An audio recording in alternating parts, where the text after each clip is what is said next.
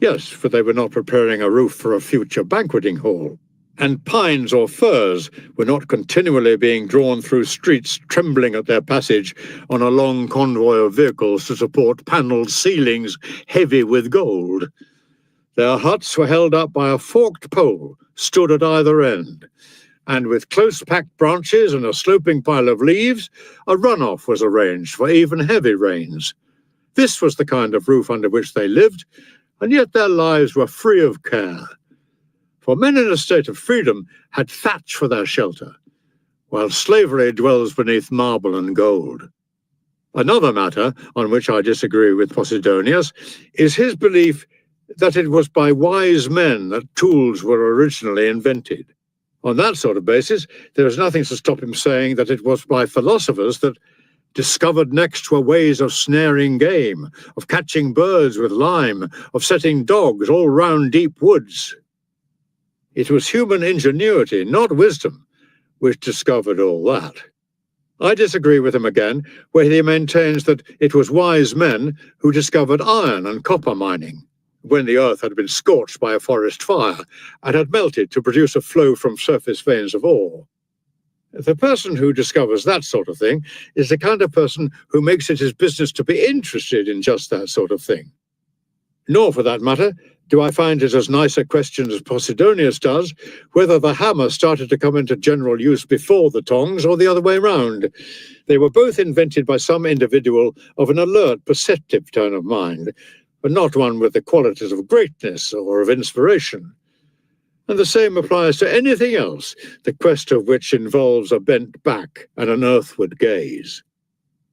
The wise man then followed a simple way of life, which is hardly surprising when you consider how even in this modern age he seeks to be as little encumbered as he possibly can. How, I ask you, can you consistently admire both Daedalus and Diogenes?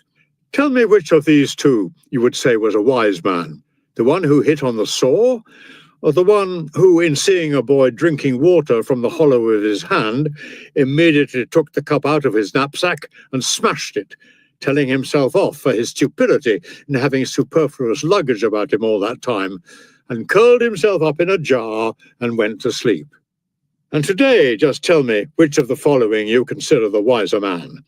The one who discovers a means of spraying saffron perfumes to a tremendous height from hidden pipes, who fills or empties channels in one sudden rush of water, who constructs a set of interchangeable ceilings for a dining room in such a way as to produce a constant succession of different patterns with a change of ceiling at each course, or the one who proves to others and to himself that nature makes no demand on us that is difficult or hard to meet, and that we can live without the marble worker and the engineer, that we can clothe ourselves without importing silks, that we can have the things we need for our ordinary purposes if we will only be content with what the earth has made available on its surface. If they only cared to listen to this man, the human race would realize that cooks are as unnecessary to them as are soldiers.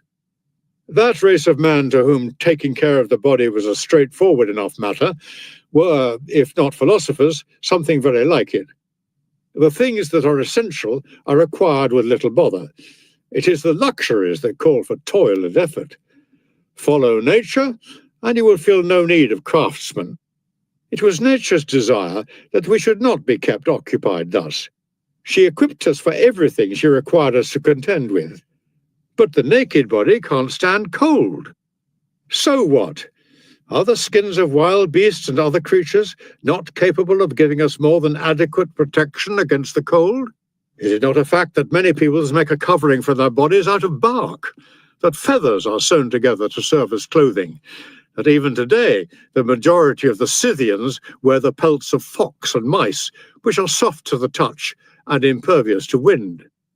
Are you going to tell me, too, that any people you care to mention never use their hands to weave a basket-work of wattles, smear it all over with common mud, and then cover the whole roof with long grass stems and other material growing wild, and went through winter weather, the rain streaming down the slopes of the roof, without any worry?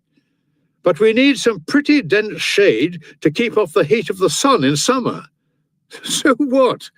Have past ages not left us plenty of hiding places that have been carved out by the ravages of time, or whatever other cause one cares to suppose, and have developed into caves? And again, is it not a fact that Sirtian tribes take shelter in pits dug into the ground, as do other people who, because of extreme sun temperatures, find nothing less than the baked earth itself sufficiently substantial as a protective covering against the heat? When nature granted all the other animals a simple passage through life, she was not so unfair to man as to make it impossible for him alone, to live without all these skills. Nature demanded nothing hard from us, and nothing needs painful contriving to enable life to be kept going. We were born into a world in which things were ready to our hands. It is we who have made everything difficult to come by, through our own disdain for what is easily come by. Shelter and apparel, and the means of warming body and food, all the things which nowadays entail tremendous trouble, were there for the taking, free to all, obtainable at trifling effort, with everything the limit corresponded to the need. It is we and no one else who have made those same things costly, spectacular, and obtainable only by means of a large number of full-scale techniques. Nature suffices for all she asks of us. Luxury has turned her back on nature, daily urging herself on, and growing through all the centuries, pressing men's intelligence into development of the vices.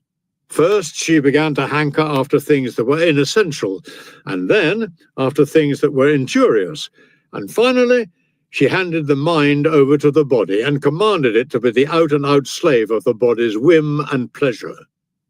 All those trades that give rise to noise or hectic activity in the city are in business for the body, which was once in the position of the slave, having everything issued to it, and is now the master, having everything procured for it.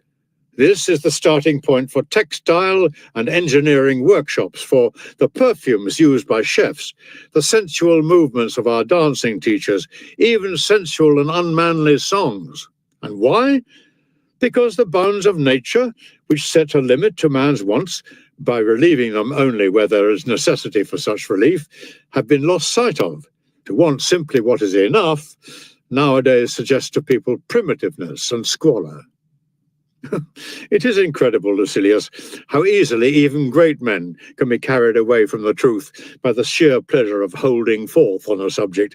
Look at Posidonius, in my opinion, one of those who have contributed most to philosophy, when he wants to give a description of how, in the first place, some threads are twisted and others drawn out,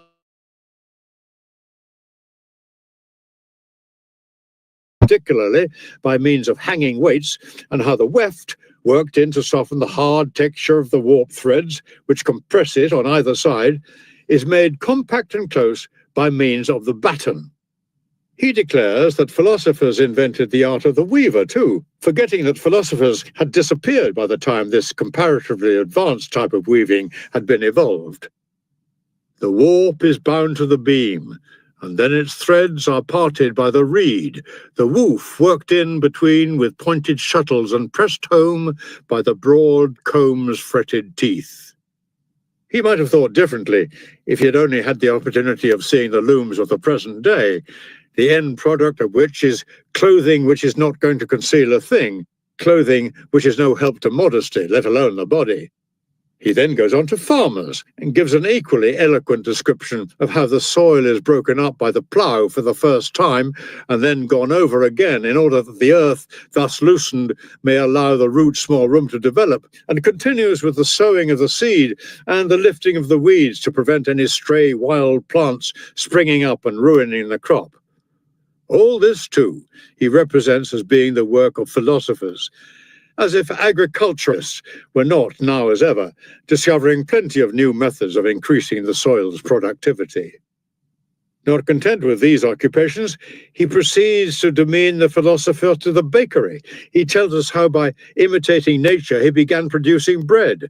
The grain, he said, is taken into the mouth and crushed by the coming together of the hard surfaces of the teeth. Anything that escapes is carried back to the teeth again by the tongue, and the grain is finally mixed with saliva to enable it to pass down the lubricated throat with greater facility. On reaching the stomach, where it is cooked in an even heat, it is finally absorbed into the system. Taking this process as a model, someone or other placed one rough stone on top of another in imitation of the teeth, one set of which remains immobile and awaits the action of the other. The grains are then crushed by the friction of one against the other, and are constantly re-subjected to it until they are reduced by this repeated grinding to a fine powder. He then sprinkled the resulting meal with water, and by going on manipulating it, he made it plastic and shaped